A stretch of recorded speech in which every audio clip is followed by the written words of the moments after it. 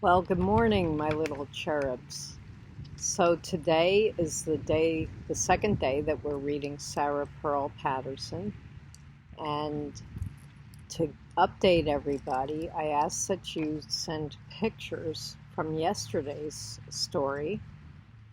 By the way, I'm sitting outside because it is absolutely beautiful out here. Okay, so yesterday the story was about Sarah Pearl Patterson's uh, backwards, where she was making every day backwards day. And I asked you guys to draw pictures. So I got some pictures here. I don't know if you can see them. That's the backwards tree. Then we got, let's see, we have a picture of Sarah Pearl Patterson, and she was writing her name backwards.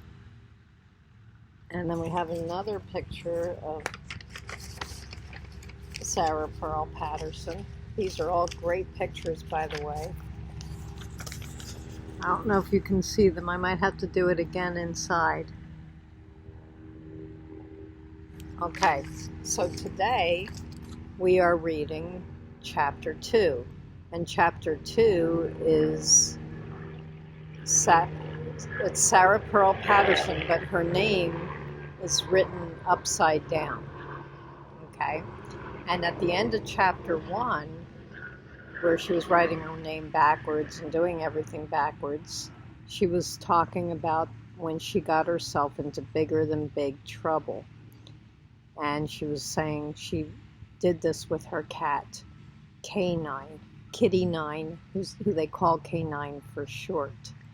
Okay, so this chapter 2 is about Upside Down Day. Okay, so here's chapter 2. I invented Upside Down Day because I was bored. I decided to start with writing my name upside down at school.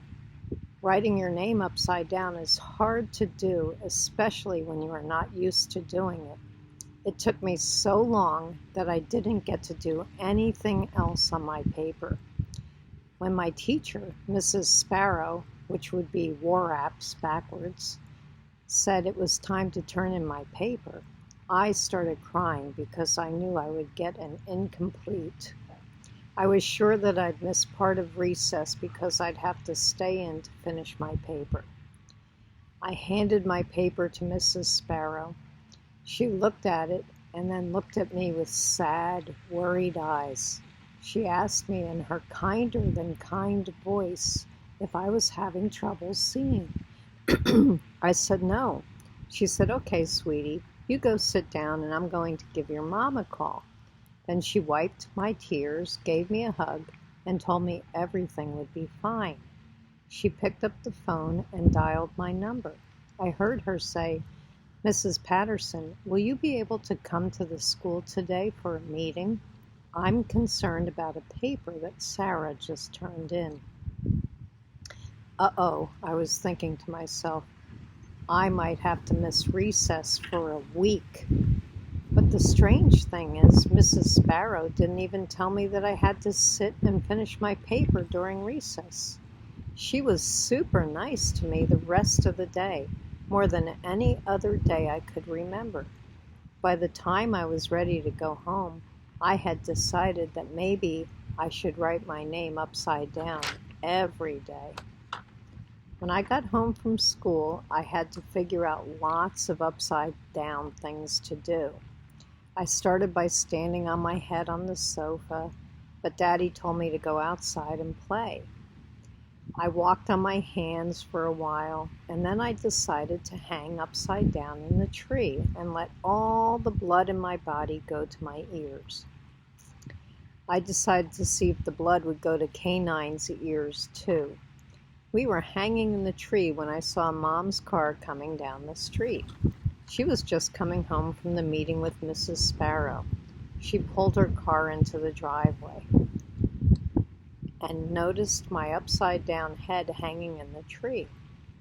It wasn't until she saw a K9 hanging next to me with a rope tied to his tail, struggling to free himself, that my mom used my whole, honest-to-goodness, perfectly acceptable name. "Sarah Pearl Patterson," she shouted. Why is Canine hanging by his tail in the tree? By the time my mom had slammed her car door and her angrier than angry footsteps stomped over to the oak tree, Canine had climbed back up the rope using his super sharp claws. He was sitting on the tree limb chewing on the part of the rope tied to his tail. I pulled myself up next to Canine and tried to help him, but he didn't want my help. He used his super sharp claws to tell me so. Canine never scratched me before, even when I dressed him like a butterfly so I could chase him around the yard with my butterfly net. Anyway, his super sharp claws dug into my arm, making me scream and tumble out of the tree right onto the thinking rock that sat under the tree. Later, when I was in the hospital getting my arm in a cast, my mom used my whole honest-to-goodness, perfectly acceptable name again. This time, she just shook her head and said my name over and over again, but the angriness had left her voice, and it just sounded tired, worn out like. It reminded me of the old records that my dad listened to when they slowed down, and the words started skipping slowly. Sarah Pearl Patterson. Sarah Pearl Patterson. My arm was in a cast for 3 weeks, 5 days, and 7 hours. I spent a lot of deep figuring days on the thinking rock under the tree during that time because I couldn't swim, ride my bike, or my horse, Cisco. That is when I discovered that reversing summer would be the best way to keep school from happening. And of course, the only way to reverse summer was to make each day backwards day. I figured that it'd be okay to make each day backwards day when I'm not in school because Mrs. Sparrow would not have to call my mom and tell her that I was dyslexic the way she did when I spelled my name upside down on Upside Down Day. Okay, so that is the end of chapter 2. So what I need from all of you guys are pictures of Sarah maybe hanging upside down in the tree with Canine, or Sarah writing her name upside down, or something else to go with this chapter. Remember, you can drop it off at my house, and tomorrow when we do chapter 3, I will show some of the pictures you guys have sent. All right, you all have a great day today, and remember that it is a beautiful day and a great day to get outside. Talk to you tomorrow.